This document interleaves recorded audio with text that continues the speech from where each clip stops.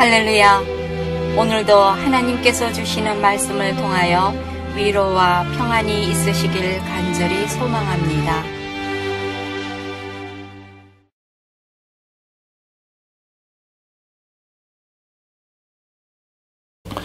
(2010년 8월 27일) 영국의 데일리 메일이라는 신문에 실렸던 기사를 잠깐 읽어드리겠습니다.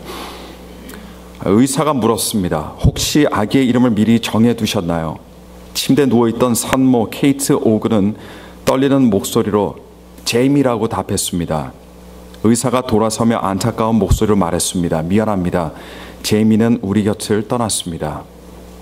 의사는 케이트가 낳은 쌍둥이 남매 중 아들 제이미가 세상에 빛을 본 지 몇 시간째 지나지 않아 차가운 사망 선고를 내려야만 했습니다.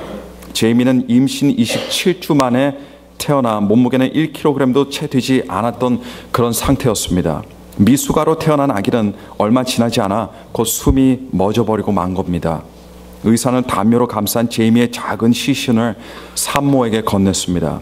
케이트가 아들에게 이별의 인사를 전할 수 있는 그런 마지막 시간을 주기 위함이었습니다.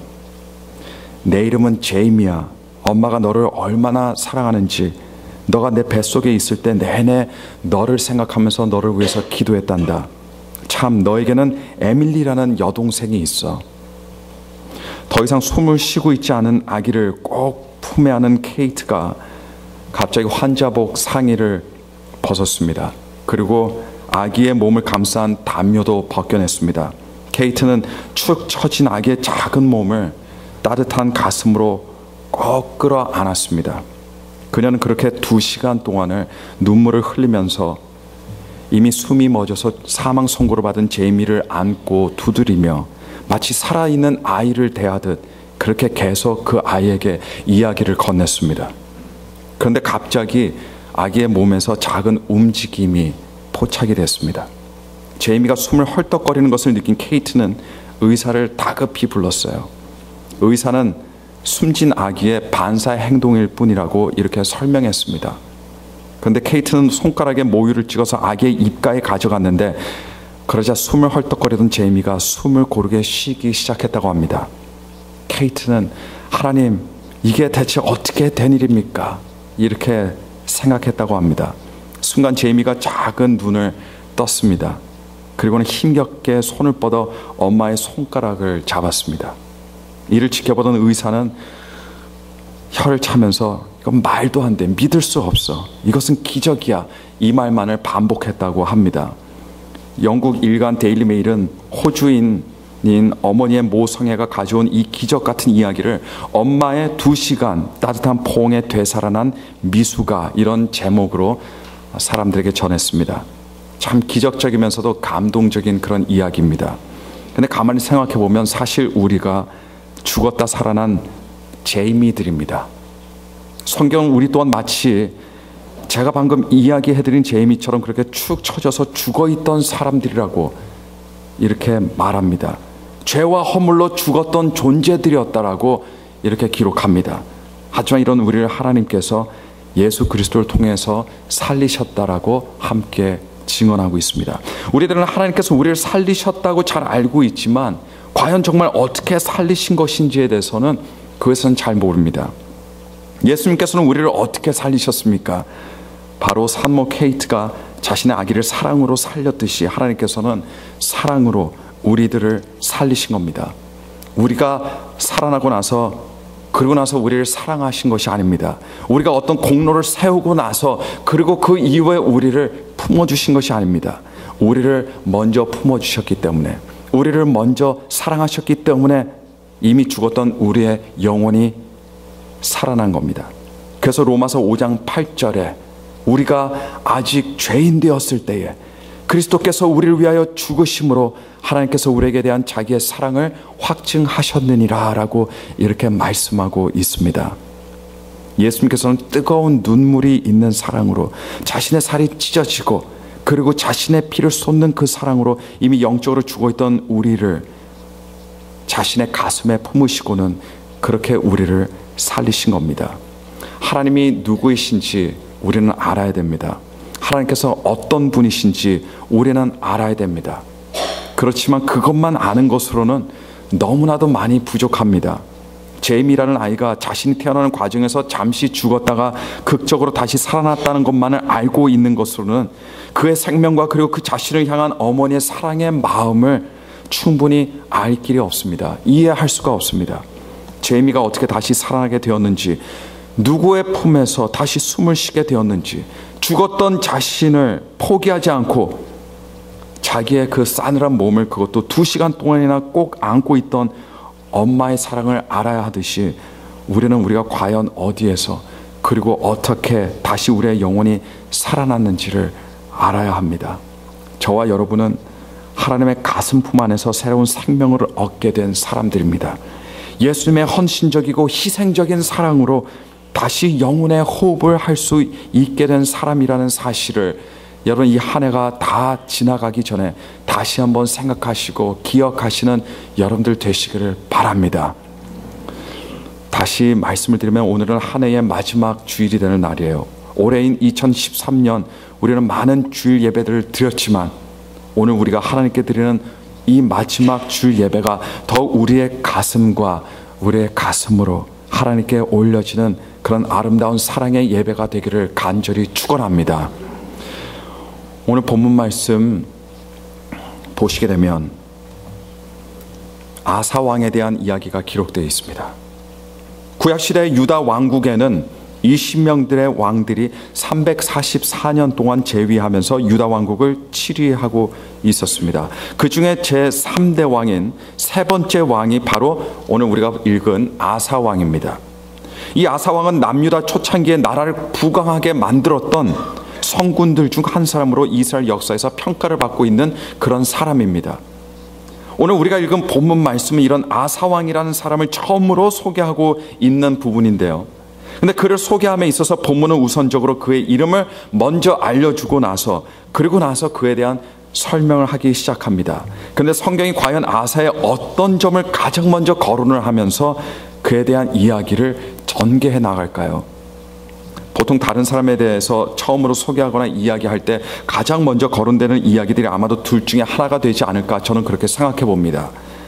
그 사람에 대해서 가장 먼저 머리에 떠오르는 어떤 인상적인 부분, 가장 인상적인 부분이든가 아니면 그 사람에 대해서 가장 중요하다라고 생각하는 그런 부분을 먼저 이야기하게 되지 않을까, 저는 그렇게 생각해 봅니다.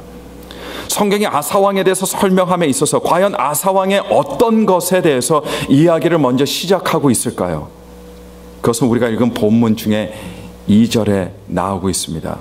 2절 말씀 보니까 아사가 그 하나님 여호와 보시기에 선과 정의를 행하여라고 이렇게 말씀하고 있습니다.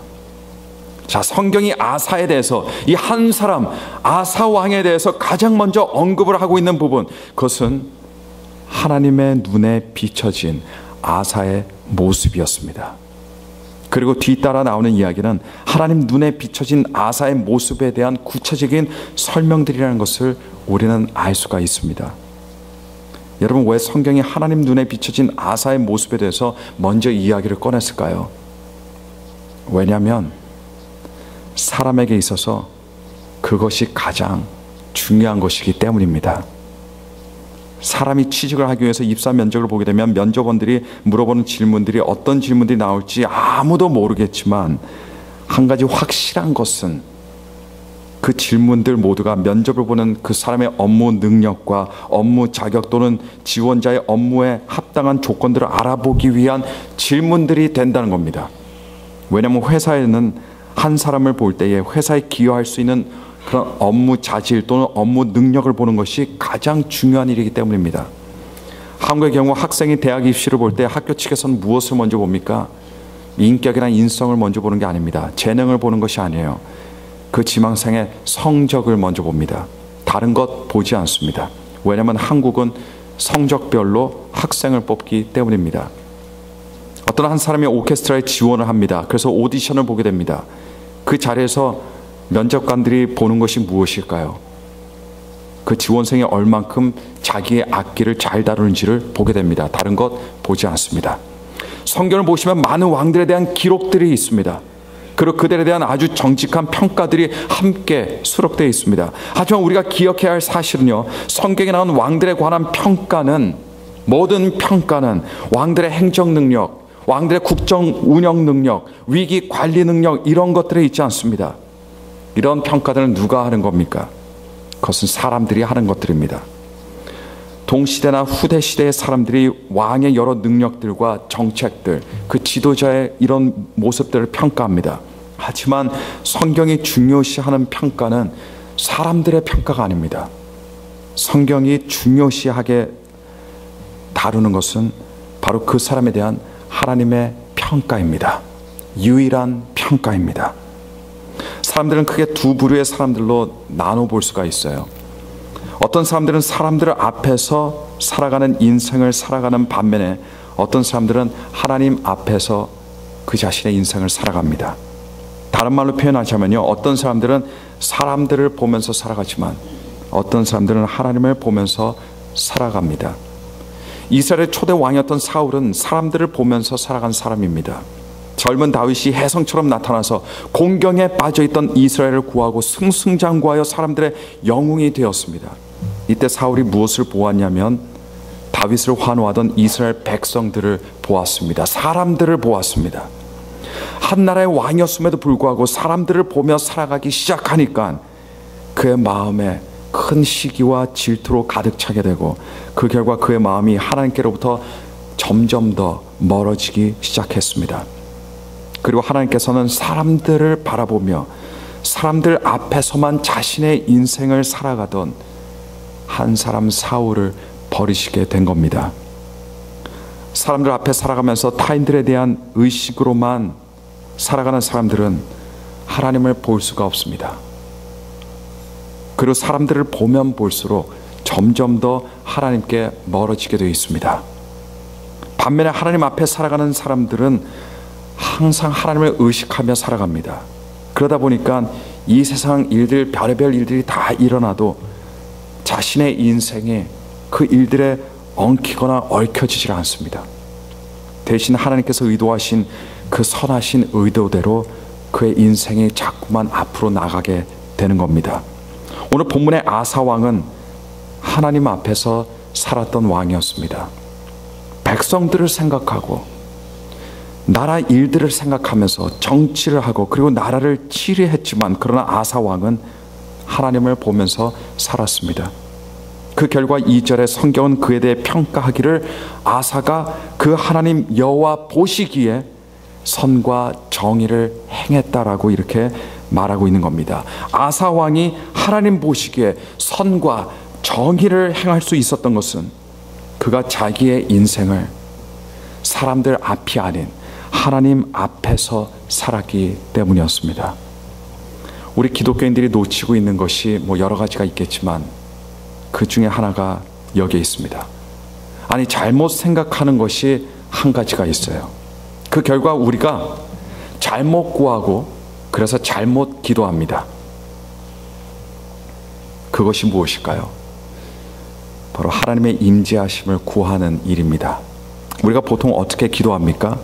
우리는 하나님께 우리가 기도하는 바로 그 시간에 우리가 기도하는 그 자리에 그 장소에 하나님의 임재가 있게 해달라고 그렇게 기도합니다. 그리고 그 임재하심을 그렇게 구해요. 그런데 말입니다, 사실 하나님께서는 하나님의 자녀가 있는 곳이라면 언제나 임재하고 계십니다. 그것이 우리에게 약속하신 예수님의 약속이셨습니다. 그래서 예수님은 내가 너희와 항상 함께 있겠다라고 말씀하신 것이고, 또 그래서 구약은 예수님께서는 우리의 임마누엘 하나님이 되실 것이다 라고 예언하시고 계신 겁니다. 우리가 드리는 예배, 우리가 드리는 찬양, 우리가 함께 모여 기도하는 기도회, 이런 우리 기독교인들의 모임들, 우리 교인들의 모임의 문제는 하나님께서 그 자리에 안 계신다고 하는 것이 아니라, 하나님의 임재하심이 없는 것이 문제가 아니라 하나님의 임재하심을, 하나님의 함께 하심을 믿지 않는다는 것에 있습니다. 이것이 문제입니다. 하나님의 임재하심에 관해서 우리들의 크게 착각하는 것은요, 하나님의 임재하심은 느껴지는 것이라고 이렇게 생각하는 그 부분입니다. 물론 때로는 하나님의 임재하심을 느낄 수 있다는 것은 맞는 말입니다. 하지만 하나님의 임재하심에 있어서 하나님의 임재하심을 느끼는 것이, 이것이 중요한 것이 아닙니다.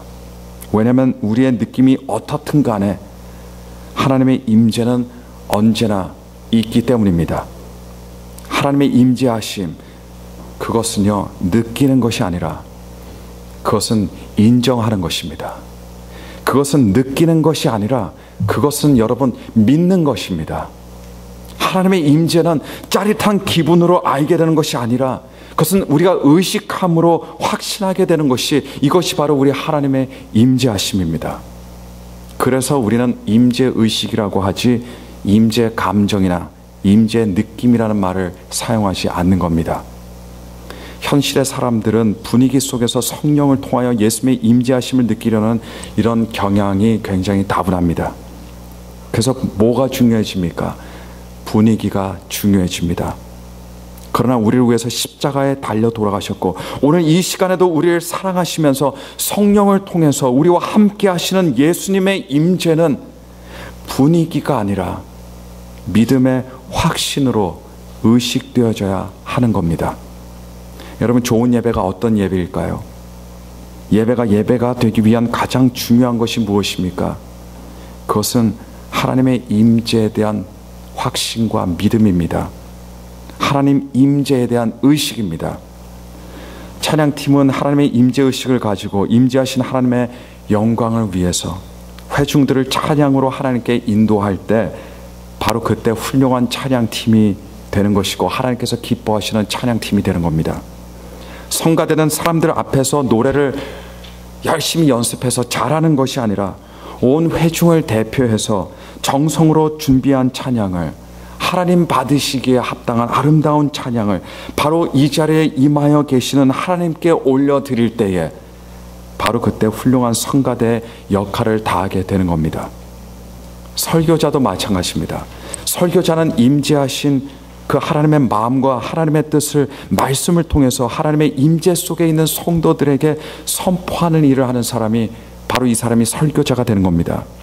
예배라는 것은요, 처음부터 끝까지 그리고 예배의 모든 순서들과 시간들 속에서 하나님의 임재하심에 대한, 하나님께서 바로 이 자리에 계시는구나라는 믿음과 이런 하나님의 임재에 대한 강력한 의식에 의해서 이루어져야 그것이 제대로 드려지는 예배이고 동시에 하나님께서 받아주시는 아름답고 합당한 예배가 되는 것입니다.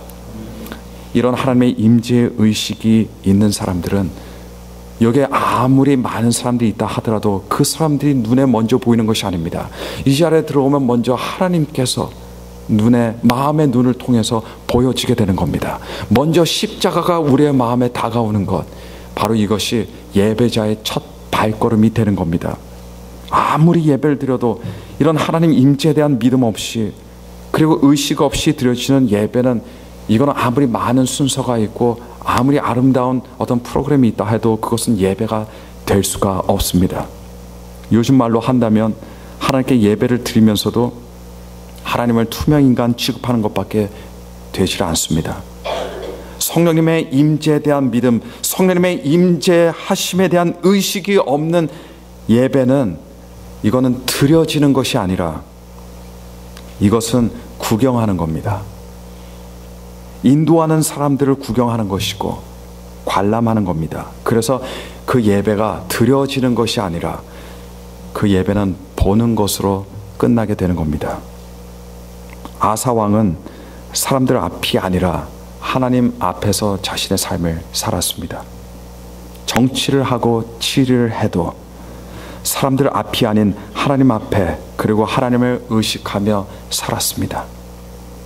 그가 한 것들을 보면 이 사실이 더욱더 뚜렷하게 분명하게 드러나고 있어요. 오늘 본문 말씀 3절을 보시길 바랍니다. 3절 말씀 보니까 이방 제단과 산당을 없이 하고 주상을 회파하며 아세라상을 찢고라고 이렇게 되어 있습니다. 또 5절 말씀 보시기 바랍니다. 5절 전반부에는 또 유다 모든 성읍에서 산당과 태양상을 없이 하며라고 말씀하고 있습니다. 한마디로 아사 왕은 자신이 다스리는 유다 왕국에서 우상들을 제하여 버린 겁니다.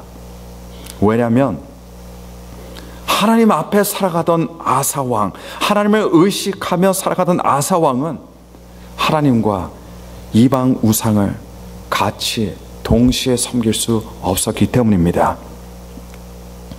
아사 왕의 태도와 그의 신앙은 분명하고 확고했습니다. 아사 왕은 심지어 그의 어머니인 마아가가 아세라에 가져가는 우상을 만들었을 때 이것을 발견하자마자 자기를 배로 낳아준 자신의 어머니였을지라도 그 어머니가 가지고 있던 태우의 자리를 빼앗아 버리고, 그리고 어머니가 만든 우상을 찢고 빻아서 기드론 시냇가에서 불살라 버리기까지 했습니다. 사람들 앞에서 아사 왕은 여러분 어떤 사람으로 보였을까요? 천하의 불효자식으로 보였을 겁니다. 하지만 아사 왕은 하나님 앞에 살아가던 사람이었습니다. 사람들 앞도 아니고 부모의 앞도 아니고 하나님 앞에 살아가던 사람이었습니다. 조금 더 깊게 생각해 보면 그의 어머니가 가지고 있던 태호의 자리를 빼앗아서라도 우상 숭배를 근절시키려고 했던 그 과감했던 행동은 그에게, 아사 왕에게 있어서는 자신을 살리고 그의 나라를 살릴 뿐 아니라 사랑하는 그의 어머니의 영혼도 회복시키고 살리는 유일한 방법이 되었을 겁니다. 15장 8절 말씀을 보시게 되면 또 아사 왕은 자신의 나라에서 우상만을 제거한 것이 아니에요. 방치되었던 하나님의 무너진 제단을 재건해서 하나님께 온전한 제사가 드려지게 하고 하나님께 온전한 예배가 이루어지도록 그의 온 힘을 다하고 전력을 다했습니다. 뿐만 아니라 오늘 본문 말씀인 14장 4절 말씀을 보시게 되면 자기 백성들을 향해서 하나님 여호와를 구하게 하고 그 율법과 명령을 행하게 했다라고 기록하고 있습니다. 하나님 앞에서 하나님을 의식하며 살아가다 보니 그의 백성들에 대한 영적인 책임의식을 가지게 되어 그의 백성들에게 하나님을 찾도록 한 것입니다. 여러분, 아사가 한 일을 한마디로 표현하자면, 한 단어로 표현하자면 그것은 개혁이라는 단어로 표현할 수 있습니다. 아사는 개혁을 했습니다. 영적인 개혁을 그가 다스리는 나라에서 행한 겁니다. 사실 이런 대담한 영적인 개혁을 일으킨다는 것은 누구에게도 결코 쉬운 일이 아닙니다. 아니, 개혁이라는 것은 사실 아무나 할 수 있는 것이 아니에요. 개혁이라는 것은 그 자체로 변화를 뜻하고 있습니다. 그런데 사람들은 변화를 싫어합니다. 예전의 방식대로, 예전의 습관 그대로, 예전의 생각으로 계속 살아가기를 원하는 것이, 이것이 사람들의 마음입니다. 그리고 이미 과거의 구습에 길들여져 있는 사람에게 변화라는 것은 어떤 것을 의미하냐면 아픔과 고통을 의미합니다. 아사 왕도 이 부분을 알고 있었습니다. 그런 많은 신하들과 백성들의 저항을 당면해야 했다는 것을 너무나 잘 알고 있었어요. 심지어 자신의 어머니까지 자신의 뜻을 따르지 않고 있음을 보았을 때 아들인 아사 왕의 마음이 어떠했겠습니까? 하지만 그가 그럼에도 불구하고 과감한 개혁을 이루었던 이유는 단 한 가지입니다.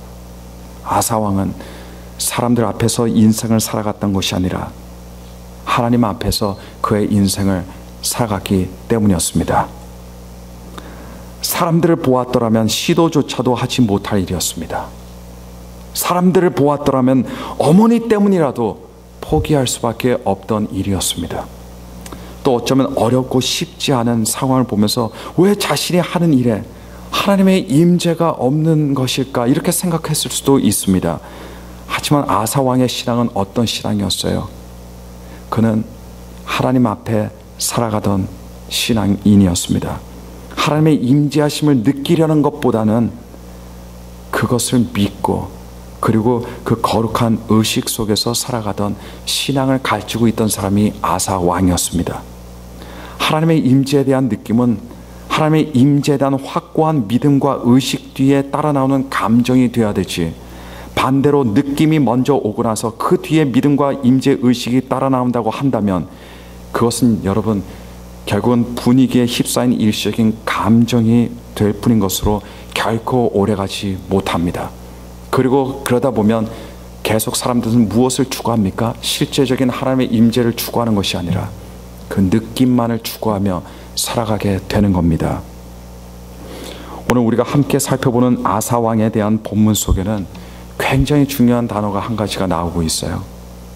그것은 바로 평안이라고 하는 단어입니다. 어느 시대나 어느 때나 어느 사람들이나 열망하는 것이 무엇입니까? 그것은 바로 평안입니다. 평안이 없어서 수많은 사람들이 방황을 합니다. 이 평안이 없기 때문에 사람들이 하루하루를 힘들어하고 괴로워합니다. 수많은 사람들이 평안이 없어서 절망을 하고, 그래서 이 평안이 없기 때문에 수많은 사람들이 걱정과 근심 속에 살아갑니다. 사람들의 마음이 피폐해지고 죽어가는 이유는 이들의 마음속에 평안이 없기 때문입니다. 그런데 하나님께서는 하나님 앞에 살아가던 아사 왕에게 무엇을 주셨을까요? 바로 이 평안을 주셨습니다. 평안이라는 것은 하나님께서 하나님을 의식하고 그리고 하나님 앞에서 살아가는 사람들에게만 주시는 하나님의 아주 특별한 선물입니다. 그래서 5절 후반부 말씀을 보시면 유대 나라가 평안함을 얻었다라고 말씀하고 있습니다. 6절 말씀에 여호와께서 아사에게 평안을 주셨으므로 그 땅이 평안했다라고 말씀합니다. 7절 말씀에 우리가 주를 찾았으므로 주께서 우리에게 사방에 평안을 주셨느니라 라고 기록합니다. 총 8절의 말씀 속에 사실 4구절들을 통해 하나님께서 아사에게 평안을 주셨다고 기록하고 있는 것을 우리는 볼 수 있어야 됩니다. 평안은 하나님 앞에 살아가는 사람들에게, 평안은 하나님의 임재 의식 속에 살아가는 사람들에게만 주어지는 하나님의 특별한 은혜라는 것을 믿으시길 바랍니다. 여러분들 마음속에 기쁨과 평안이 없습니까? 그렇다면 아마 동시에 여러분들 삶 속에 하나님에 대한 임재의식 또한 없을 겁니다. 여러분들 임재의식을 회복하면 자연스럽게 따라 나오는 것이 하나님께서 주시는 기쁨과 평안이 될 줄로 믿습니다. 예수님께서는 제자들에게 아사왕이 누렸던 평안을 주시겠다라고 약속하신 바가 있으십니다. 요한복음 14장 27절에 평안을 너희에게 끼치노니 곧 나의 평안을 너희에게 주노라. 내가 너희에게 주는 것은 세상이 주는 것과 같이 아니하니라. 너희는 마음에 근심하지도 말고 두려워하지도 말라. 하지만 예수님께서 이 약속의 말씀을 하실 수 있으셨던 이유는 성령님께서 사도들에게 그리고 우리들에게 오실 것이기 때문이었습니다. 그래서 그 바로 앞절을 보시면 보혜사 곧 아버지께서 내 이름으로 보내실 성령, 그가 너에게 모든 것을 가르치고 내가 너에게 말한 모든 것을 생각나게 하리라 라고 말씀하십니다. 예수님의 평안을 받는 사람들, 그 평안 속에 살아가는 사람들은 성령님과 함께 살아가는 사람들, 하나님 앞에 살아가는 사람들, 예수님의 임재에 대한 느낌이 아니라 하나님 임재에 대한 믿음과 임재 의식 속에서 하나님 앞에 살아가는 저와 여러분들이 된다는 사실을 여러분 기억하시기를 바랍니다. 하나님의 임재 의식 속에 하나님의 평안이 있습니다. 하나님께서 주시는 평안 속에 하나님의 임재 의식이 있습니다. 이런 의식과 이런 믿음과 이런 신앙으로 여러분들의 삶을 하나님 앞에서 살아가시기를 간절히 축원합니다. 오늘 들으신 말씀 생각하시면서 우리 함께 고개 숙여서 기도하시겠습니다. 우리 기도하실 때 하나님께서 우리와 오늘 이 시간에도 함께 하심을 믿습니다. 우리가 구해서 얻어지는 임재가 아니라 이미 우리에게 주어진 임재라는 사실을 기억하며 이 시간 주님께 기도합니다. 하나님, 그 임재의 의식을 갖게 하옵소서. 매일 살아가는 나의 삶 속에서, 매 순간 나의 삶 속에서 하나님께서 나와 함께 하심을 느끼는 임재의식 속에 살아갈 때 우리의 삶이 사람들 앞이 아니라 내 앞이 아니라 하나님 앞에서 살아가게 되는 그런 삶이 되게 하여 주옵소서. 그러여 하나님께서 주시는 기쁨과 소망과 평안으로 넘치는 우리의 인생이 되게 해달라고 우리 함께 합심으로 통성으로 우리 함께 부르시면서 기도하도록 하겠습니다.